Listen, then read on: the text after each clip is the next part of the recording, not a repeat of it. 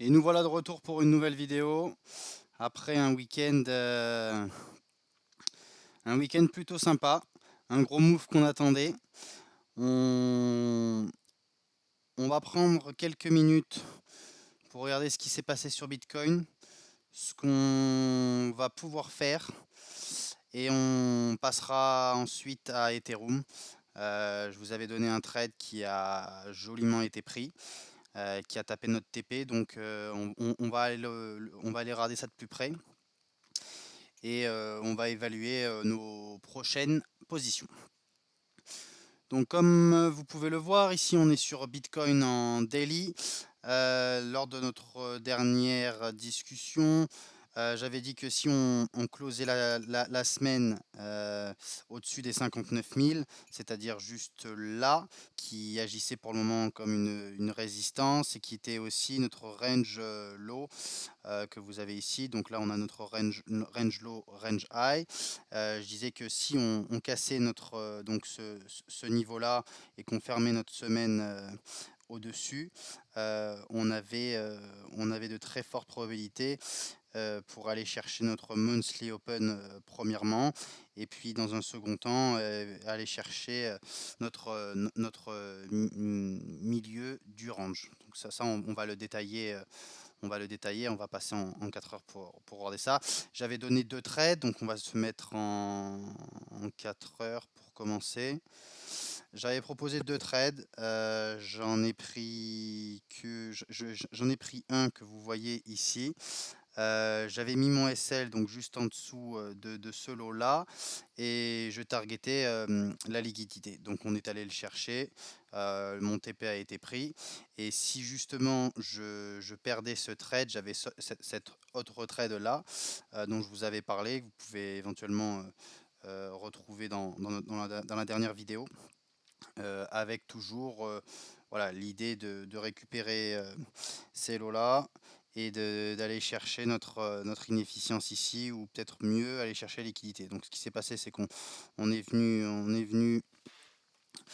est venu de manière assez précise récupérer cette inefficience, puis on allait péter les liquidités qui sont juste là, que vous voyez. Et donc pour le moment, ce que je vois, c'est on est toujours sur bullish, on est toujours sur une trend plutôt haussière. On a toujours cette inefficience en 4 heures que vous voyez là, et qui correspond, si vous prenez votre range low et votre range high, on va prendre le fib. Alors attendez, bougez pas. On tire notre fib entre nos deux ranges et vous voyez que notre fair value gap en 4 heures correspond à notre mid du range. Donc je pense qu'on peut aller taper cette zone-là dans les prochaines heures, voire d'ici demain ou après-demain maximum. Donc vous pouvez tenter un long, vous pouvez tenter un long jusqu'à ce niveau-là. Je referai une vidéo quand on aura atteint ces niveaux, puisque je pense que, voilà, comme vous pouvez le voir, on a quelques inefficiences qui ont été créées à ce niveau-là.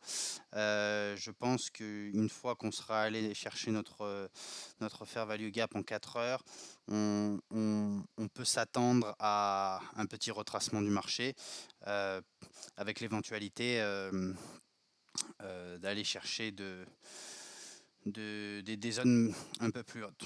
C'est-à-dire peut-être retrouver notre range high qui était à 71 000, 72 000 dollars. Mais pour le moment, l'idée c'est que ça aille chercher notre fair value gap en 4 heures. Deuxièmement, que ça retrace. Et après, on verra pour le positionnement.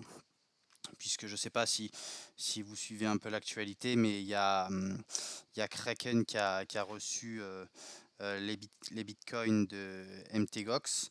Il y a eu une transaction qui a été faite de la part de MTGOX en- enfin, une transaction qui a servi de test. Et il y a toujours 8 milliards pending qui attendent d'être distribués. Et il y a une rumeur aussi qui circule sur la banqueroute de Genesis, Trading, et je crois, si mes souvenirs sont bons, qu'ils détiennent à peu près 2 milliards. Donc il y a quand même 10 milliards de bitcoins qui peuvent être remis sur le marché assez prochainement. Donc pas de précipitation. Euh, et toujours, je vous invite à utiliser des SL et pour éviter voilà, ce genre de grandes surprises qu'on peut avoir. Qu'on peut avoir. Maintenant, on va passer à Ethereum. Ethereum, qu'est-ce que nous avons sur Ethereum? Attendez, tac. On se positionne sur le graphe. Alors, Ethereum, on a eu ce premier trade qui a été, qui a été joliment pris. Je vous avais dit de mettre votre SL à break-even. On avait close un peu au-dessus de notre mid du range.